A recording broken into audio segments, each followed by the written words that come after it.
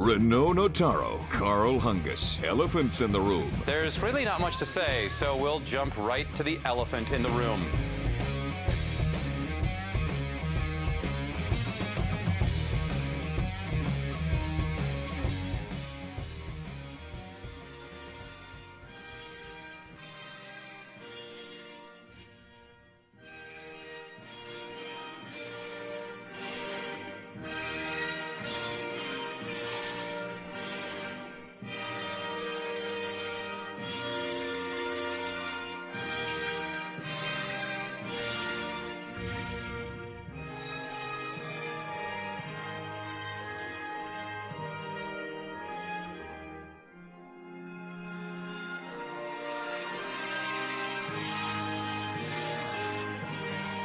I got chills.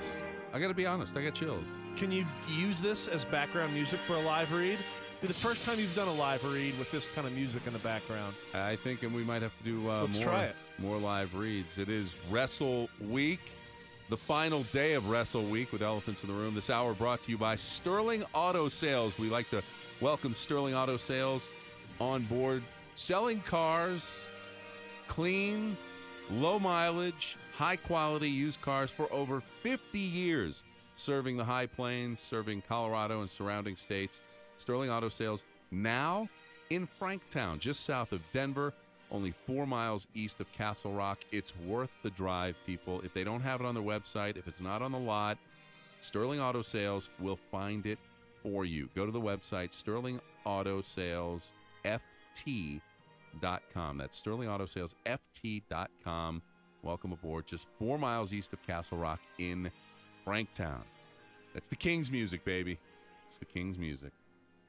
He was the king of Memphis, Tennessee. That's Guy it. almost won, almost became mayor. He was like third on the platform of just, hey, I'm the most famous guy in town here. Elect me. And they damn near did. Why not? With that, we welcome to the show Sherman Wilmott, the executive producer of Memphis Heat, the true story of Memphis wrestling. Sherman. Wrasslin now. It's yeah, Wrasslin. Excuse me. What's up, Carl? What's up, Reno? What's up, Denver? Mile High Sports. What's going on, You sound Sherman? like a wrestling guy, Sherman. Yeah, you're from my my part of the country. Yeah, I am. I wish I was out in Denver right now. Nothing better in the world than the summer in Colorado. But I'm down here in Memphis, Tennessee with King Lawler and King Presley. I'm a Connecticut Yankee in King Presley's court. There you go. Sherman Wilmott, the executive producer of Memphis Heat, the true story of Memphis wrestling. And Sherman, as Hungus told you earlier, we spent the entire week talking about pro wrestling.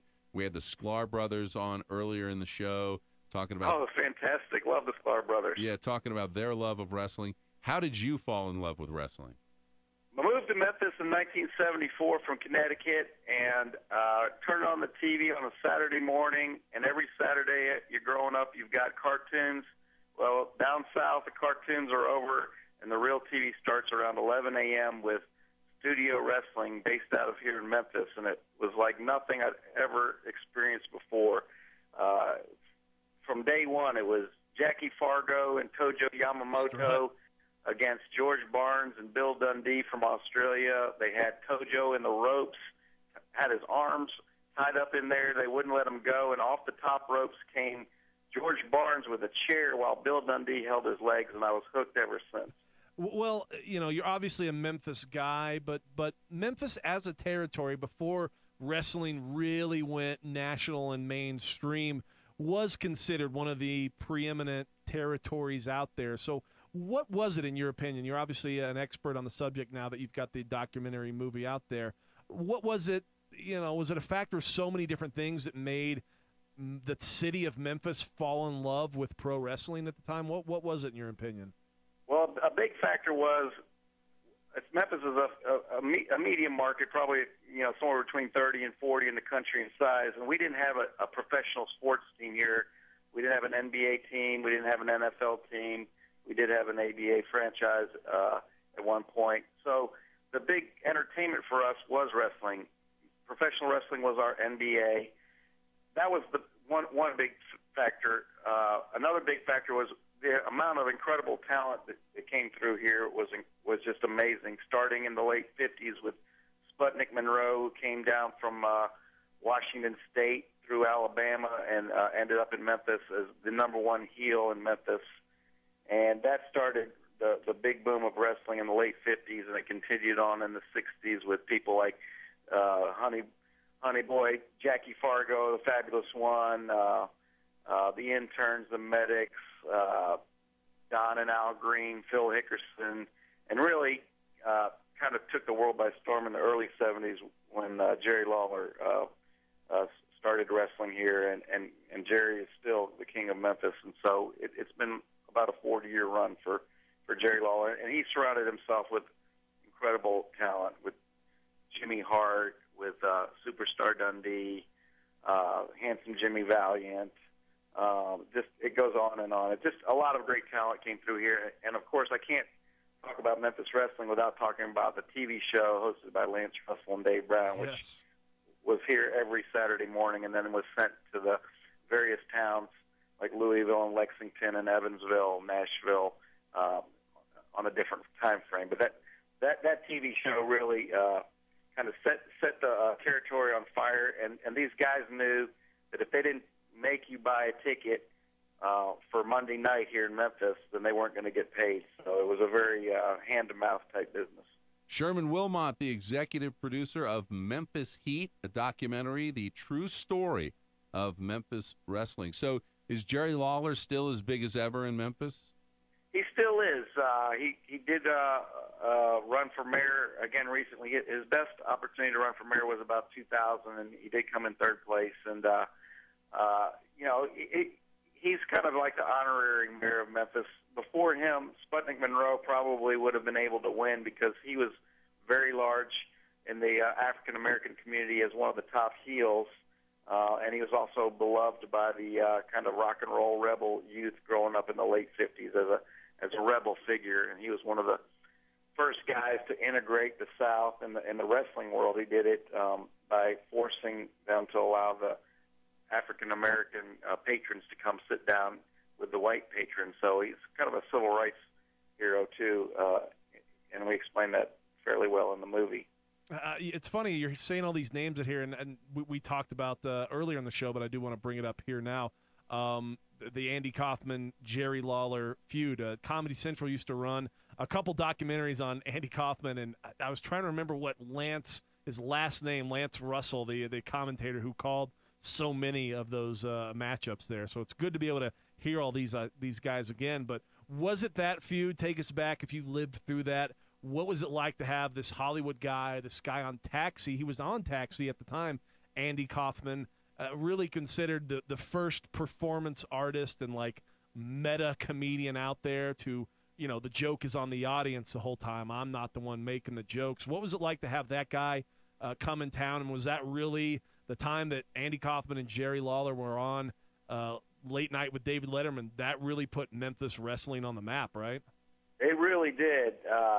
I got to tell you, I was in high school at the time, and we'd go to the matches. We couldn't believe and we couldn't understand why this quote-unquote Hollywood star was coming down here. And he wasn't just coming down here on Monday nights for the matches. He was coming down on Saturdays for the TV show. He was sending in harassing videos. He was threatening to buy Graceland. And, he was making fun of Elvis fans. He was, obviously, you've seen the clips where he's telling people how to bathe and what soap is. They're funny. It was amazing. But we could not figure out why this star was coming to Memphis, but we were loving every minute of it. And the feud, even after it went national and kind of died out at the time, it kept going on here in the Memphis market for months and months. It literally went on for at least a year. And some of the schemes that Jimmy Hart, and he came up with to take on Lawler and double-cross Lawler, it was just genius. And it kept going on, and they would wrap Kaufman up in mummified material because he'd been burned, and it would turn out to be Hart in the mummy material, and then they would double-team Lawler in the match and throw powder in his eyes. It was just a great time to be a fan, and of course, anyone who doesn't love Andy Kaufman is a bad person in my book. I loved everything he did. And we touched on it quite a bit in the film. We didn't want to overemphasize it because it wasn't the only great thing about Memphis wrestling, but for me, it was certainly a personal highlight. And we tried to add a new spin on it and put some stuff in there that people may not have seen, because it is one of the most exhaustive footnotes in Memphis wrestling history. Sherman Wilmott, the executive producer of Memphis Heat, the true story of Memphis wrestling. Sherman, how has your documentary been received? Well, it's been really well received so far. We had a world premiere here in Memphis. A lot of the wrestlers came in town for it. Jerry Jarrett came in town, Len Rossi, Buddy Wayne, who lives here, and referee Jerry Calhoun.